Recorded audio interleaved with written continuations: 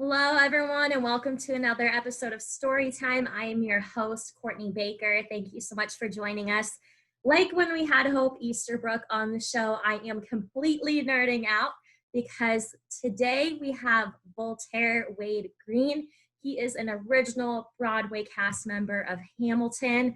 I am so excited to hear all of his stories. When we had Hope on the show, it was right before the elections. We were talking about voting and the impact the show had on this summer with Black Lives Matter movement and everything like that. But with Voltaire, I'm really looking forward to hearing more stories about the show. And I know he's been so active just with the whole community and the show, and really using the platform of the show just to make everyone's lives better. So stay tuned because I am so excited for you to hear this episode.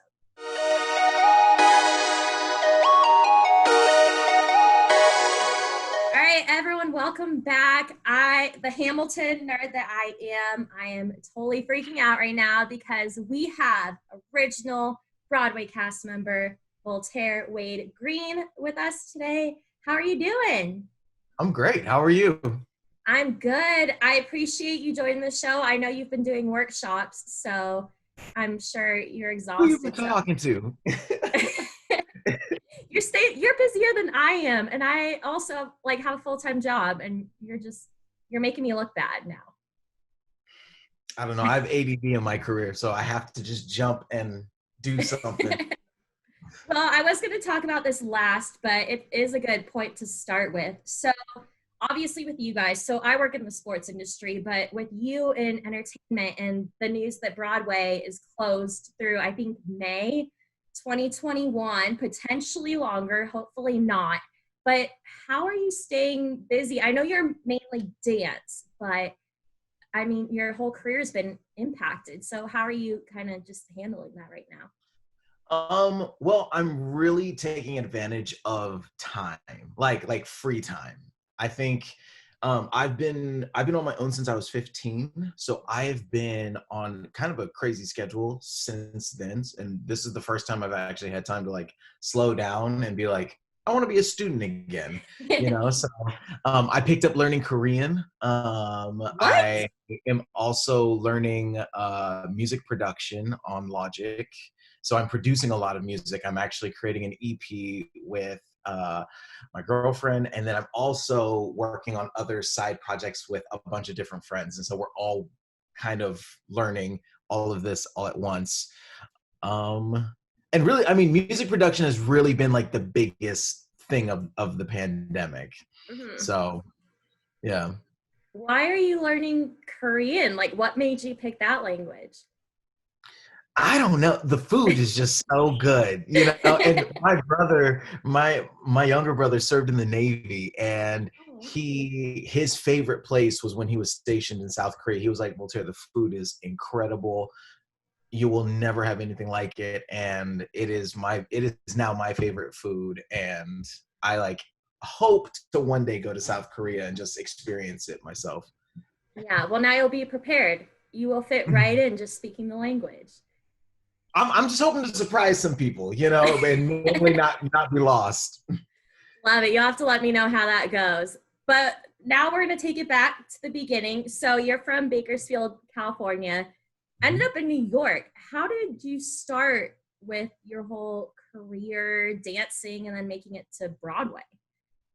Yeah, so it all started with my obsession, and for some reason it doesn't make sense, my love for football. I loved football at a very young age, and I really wanted to play, and my mom was like, you will not play football unless you take a ballet class. She was like, the best football players are the ones who are coordinated and there's some grace to them. She's like, plus I don't want you getting stupid injuries, a twisted ankle. One ballet class a week, it's nothing. And then I committed to it the whole year. I did the recital at the end, and that was cool. But then it wasn't until I started taking jazz, and I kind of had a crush on my jazz teacher, but jazz was also just so much fun. And so I just that next year I signed up for jazz, and I was like, oh, this is dope. I love doing this. And then the next year I added tap, and I was like, wow, okay, this is like really fun. Plus, it's an outlet where I'm not using force against an opponent. It's not like basketball, football, boxing, or wrestling. It's Hmm. kind of it's a better form of self expression. So what happened to football? Like, did you just completely, you were like, all right, done with that? Well, I mean, I would like to think that I'm reasonable, especially at that age. I was like, I am staying 5'4", and everyone else is 6 foot tall. I was like, this does not compute, nor will it bode well for me if two of these people hit me at once. So, but I also before I could really, like, before that decision came of like choosing like sports and dance, I got a full scholarship to a professional ballet school in Philadelphia called the Rock School. Shout out to Bo and Stephanie, the directors. Um, they're amazing, but they like I'd gone to their summer program. I think the second time, yeah, the second time was when I auditioned for their year-round program, and they hold a talent show at the end of their summer program, and they came and they always watch it, and we had our meeting, and I think like 3 months later I got the phone call that I had been accepted into the program. And so like that was like the decision when I was like, okay, you know what, not too many people get this opportunity, and like Yeah. my mom also, like, working in the prison system, she was like, we need to find something that's going to get you a scholarship into college, because there's a lot of people who are kind of banking on you landing where I work. And I want to do everything in my power to get you to do what you love. Because it was never Hmm. my mom's dream to work in a prison. Yeah. So the dance route was like kind of entertaining that. And it was also like feeding my soul in a way that sports wasn't. And then suddenly to get that scholarship at that age, I was like, oh, this is an opportunity not too many people get. I'm going to go ahead and do that. So yeah, that was like the time when I was like, bye football, dance. Oh, well, not too many people get that opportunity, like you said, but even fewer people get the opportunity to go to New York and be on Broadway. So, how did the whole Hamilton thing come together for you? Oh man, that's yeah, that's a pretty fun one. So I met Andy through a mutual friend. His name is Ricky Tripp. He's an original cast member of In the Heights. He is one of the dopest choreographers. But we were doing a gig, and after the rehearsal was over, he was like, "What are you doing after this?" And I was like, "Oh, nothing." He's like, "Oh, come with me." And I was like, "Oh, where are we going?" He's like, "Don't worry about it." And I was just like, "Okay, That's the whatever." Like, worst. Like, I it hate surprises. I wouldn't be able to do that. I do too, but I think he was trying to do that thinking I knew who Andy Blankenbuehler was, but I had no idea who he was. So he just didn't tell me. And so I show up to Andy's studio, and he's in pre-production for Fly at the time. It's an adaptation of Peter Pan. And it was a really fun rehearsal. And at the end of it, he was like, "Hey man, I'm working on a couple projects. I would love for you to, like, give me your information. And if you want to come play, like, we can like go to work." And we did a couple things here and there. And then he hit me up and was like, "Hey, I'm working on a thing called the Hamilton Mixtape.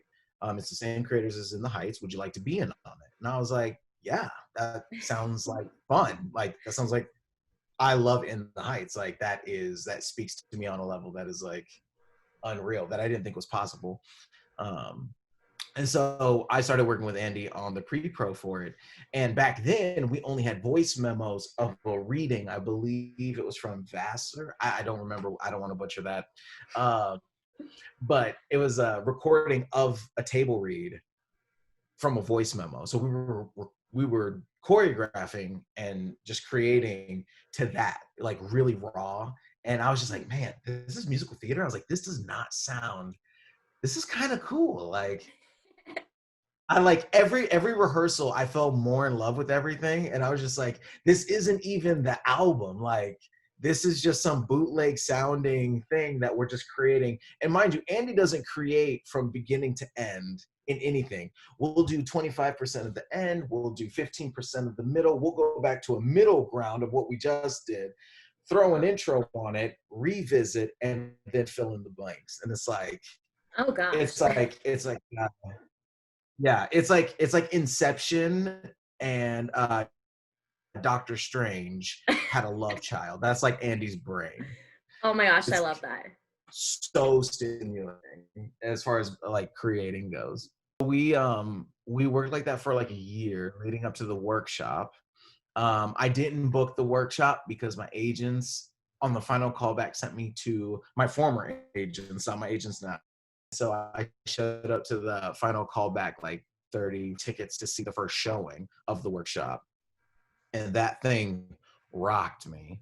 And then I bugged one of my friends to get me a ticket for the last day of the workshop, and it rocked me harder, and I cried. I don't know what I have to do to be in this show. I will literally sweep the stage at night. I need to be here. I need to be up like somewhere near this. Like this feeds me, it feeds my soul. Like, and so then they held auditions for a swing position. And that audition was the most fun audition I had ever had in my life. I was angry that it was over. What? I wanted more. Yeah, I was like, we danced for an hour and I was hoping for like a 4-hour dance call. Like Oh my gosh. it was that fun. Like, And the for people choreo that don't know, what is a swing position? Just for everyone that's not in the loop of all that. Yeah, so your job, like as a swing, your job is to learn all of your tracks. So my responsibility was man 1 through 4. So I had to cover John Rua, Thane Jasperson, Ephraim Sykes, and Seth Stewart. And then it expanded to man 5 and 6 when I got to Broadway. But yeah, so yeah, auditioning for that was just like, it was the most fun. And it was also one of those things too, where everyone in that audition was so dope. I was like, I can't even be mad if I don't get this. Like, I can't be mad because everyone in here is amazing. Like it truly was one of those where I was like, I have love for everyone in this room because we are all in this. And like, this is art. Like it was a cool moment. And then I got the call that I got swing, and I had never been so I was confused because I didn't really know the full entirety, like the responsibility of being a swing. Mm-hmm. So I was like, I was pumped to have a job and to continue listening and create like dancing to this thing that like really fed me. I was terrified because I had never done this and I didn't know what I was doing. And I just didn't want to take away from this beautiful product that I had already just fallen in love with. Mm-hmm. All right, so I can only imagine after watching Hamilton on Disney Plus so many times, there's so much choreography, and I was a cheerleader, so like I can kind of pick up by watching, but for you to not only have one role choreography to learn, but a bunch of different ones being a swing, how difficult was it for you, and what was the hardest number for you to get down? You know, the hardest. I think my mindset going into this, because I respected every single track that I covered. I respected everyone's creativity. Like, they were there for a reason, and I wanted to honor that. So one thing, like my approach to it was just by trailing them. A lot of them have solos throughout the show. So I would just like pull them aside one by one and just like, yo, can you just show me this? Why do you do this? What is the intention behind this, and that? The hardest like sequence to get through is Helpless Satisfied. You've got 4 couples, you've got 4 different directions and angles. So I had to create rules. Like I had to break everything down in a way where it's like, okay, the upstage couples use their right arm for this moment. The downstage couples use this. Stage right faces this way. Like I had to break it down in hemispheres in a way that like in the moment I could just go to my rule and in time with the music just hit it. But Helpless Satisfied is a doozy because it is deceptive for the fact that there are a lot of props that fly in and out of there seamlessly, and it's the ensemble that handles those props. And so it's like, that is the trick. Like, I remember there was one night show. I had just done 2 separate tracks. I did one track Friday night, a different track Saturday night, different track Saturday night. And Saturday night, in the 1 week later, I lifted my partner, I sent her along her way, and I went to go strike a bench, and there were already 2 people over there. And I looked to the left, and there was someone else bringing on a chair, and I was like, I don't know who I am, but I need to get off the stage. Oh my gosh. That's insane. And I know I watched the first 2 of the Ham for Change showings, I guess, if you want to call that you and the rest of the cast did. And it sounded like there were a lot of behind the scenes stories. So like, while the show was going, there was another show going on backstage. So what was your favorite moment where, if you were watching the show, you would have no idea, but it was a memory that you would never forget? You know,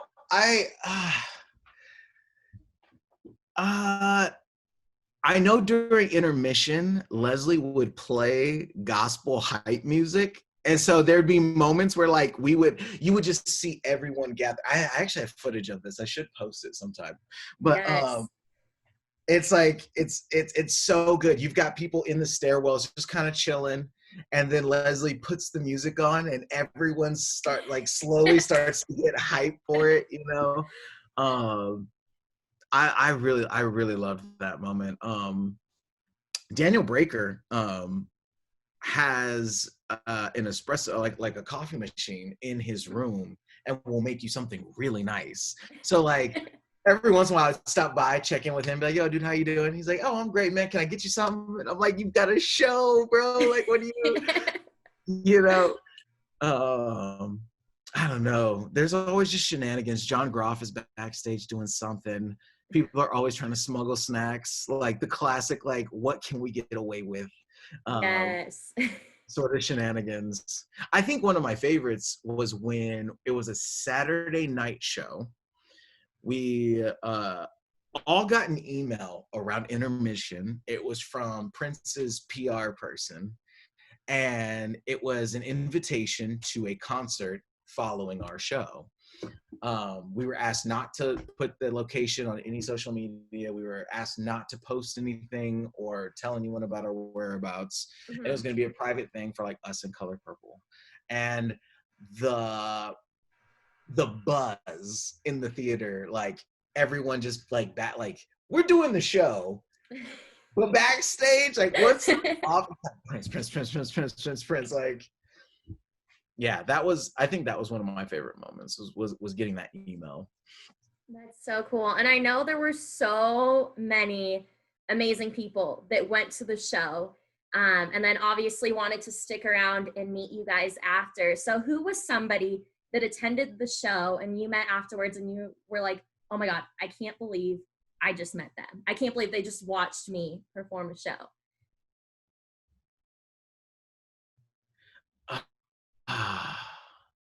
Okay. Oh, that's hard. It's a tie. It's a tie between 2 people. Okay. Michelle Obama, Ben Stiller. Surprisingly, Ben Stiller was awesome. But That Michelle is a Obama, weird so combo. Michelle Obama was I know, right? Michelle Obama was awesome because I made my Charles Lee debut at the Public for her. So that was like, and meeting her backstage afterwards, and how she was just like, we have to make this a program and get kids, like, she was saying to her assistant at the time, she was like, this is so amazing and informational, and like, she was like, we have to develop a program or something where we can get kids involved with this, because this is really something. And that was how the EduHam started happening, was from that idea. Ben Stiller was awesome because he and his wife had come, and his wife was talking to Thane off stage, and he like pointed at me, and I was just like, I looked behind me, I was like, surely not me. And he was like, no, yeah, you. And so I walked over and I was like, yo, dude, thanks for coming to the show. He's like, man, he was like, you're amazing. This is my 4th time seeing the show. He was like, every time I've seen the show, you've been on, and you've been on in a different track, but you don't look out of place. He was like, he was like, normally you can see like a little something. He was like, but you really like do it seamlessly. How do you do that? And that was such a huge compliment coming from someone who I've grown up watching since, what was that movie? Heavyweights. I've never seen that. I've heard a million good things about it, but never watched it. Oh, I love that. That's like a childhood classic for me. I love that movie. But like, I'll watch it this weekend for you. Oh, heck, I might watch it tonight. Who knows? I need something to lift my spirits. But no, it was just really cool to see someone who you've watched growing up just recognize you, so that was cool. I don't know, there's just so many cool people. I got to like jaw it out with Mike Tyson a little bit.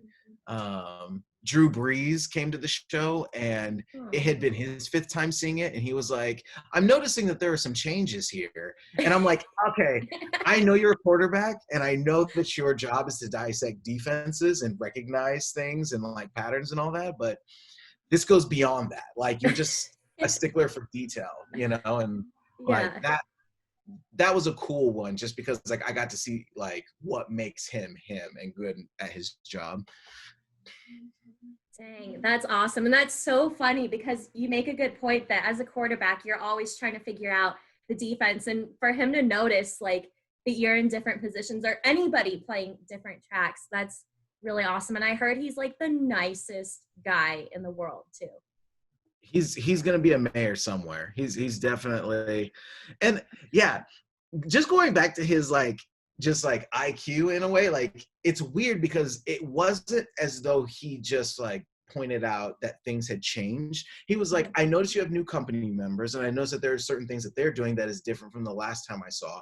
Do you do that on purpose, or is that just like a creative choice? And he's like, I noticed that with this one burr that he did this and that, but with this burr you're doing this differently. And I'm like, you're recalling things, and these are and what's amazing is these are actual changes that happened in the show, so he's not wrong. And so I was like, for someone to see it from an outside view and to clock it like that, that's crazy. Like, yeah. Oh my gosh. That's so cool. And then I'm also extremely jealous of you, because just kind of watching some videos, getting ready for this interview, you have performed at the Tonys. I saw the one where the opening and the closing number. And then also just no big deal, the White House, when the Obamas were there. And just, I wish this would be a simple question for you, but I feel like they're 2 huge things where it's not an easy answer. But can you try to describe how you go from just being a kid and dancing in Bakersfield to the White House and the Tonys? Like, how unreal is that? I mean, it definitely is like a dream come true. It's like this, like and this will always be my answer, because it's the truth. It's just like Hamilton is like exactly the experience I thought Broadway would be. It was just like and more. Like, I had no idea. And it's one of those things where, yeah, I really had to pinch myself when we were being introduced by the Obamas at the Tonys, and like James Corden is right there getting ready to introduce us, and I'm like, these are all all these people who, and like the cast who I still admire to this day. Like, I don't know, it just, my mom really did like a great job at sacrificing for us to do what we love. She was like, I don't want to work where I work, but I'm doing it because I need to give you guys an opportunity to have a better life and do what you love to do. More so, just be able to do what you want to, what you love to do. And so I always took that and ran with it. And it doesn't hurt that I love it, like that it's fun, that I get joy from it, so it's like, yeah, I don't know. I just like really, I always think about my mom's sacrifice, Like that really is just like the big thing for me. It's just like I get to do what I love. My mom allowed me, like gave me enough exposure to things to allow me to be able to do what I can do. And so I don't know. That's so sweet. And then one more thing I've noticed, and I think it's because it was a few years ago. I'm totally just spacing on when this was a thing. And maybe you guys did it on purpose, maybe it was just habit, but I noticed y'all dabbed a lot. Was it like a competition to see who could dab the most? Like even the intro on the closing number, like I noticed you, I think Anthony, maybe someone else. Like I saw the dabs in there. Was it just like a cast thing that y'all love to do? We just, the thing about that cast is we just love to have a good time. And even like, we're going to throw something, like, and like, yeah. I mean, it really was just like, yo, how can you sneak this into this scene and not get noted? Or like, I don't know. We just love to have a good time. And the cast is like hip, so any new trendy thing that's happening, they're gonna find a way to just like put it there.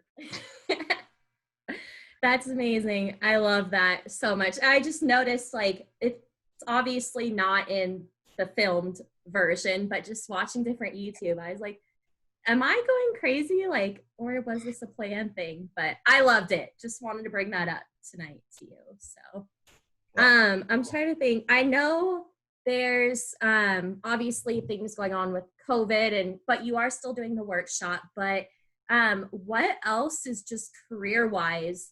I know you said you're doing some production, but what can people expect from you for the rest of 2020 and then maybe beyond? I am working on choreography for a project. I don't want to like give away names or anything yet. Everything is still working. It's a very, but there should be like a small bit of choreography, but it's going to be a really fun like time capsule piece that we're doing. We're producing an EP. I should have an EP probably in the final stages of mixing by the end of 2020. Awesome. Yeah.